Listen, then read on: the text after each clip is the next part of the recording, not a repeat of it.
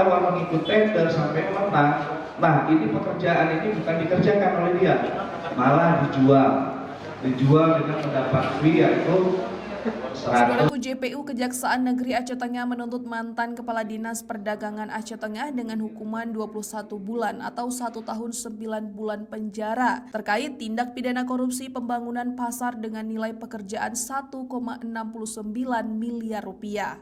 Tuntutan dibacakan JPU Ferayanti Artega dan kawan-kawan dalam persidangan di Pengadilan Tindak Pidana Korupsi Tipikor Banda Aceh pada Senin 17 November 2025. Persidangan tersebut dengan majelis hakim diketuai Fauzi serta didampingi Jamaluddin dan RDD Haryanto masing-masing sebagai hakim anggota.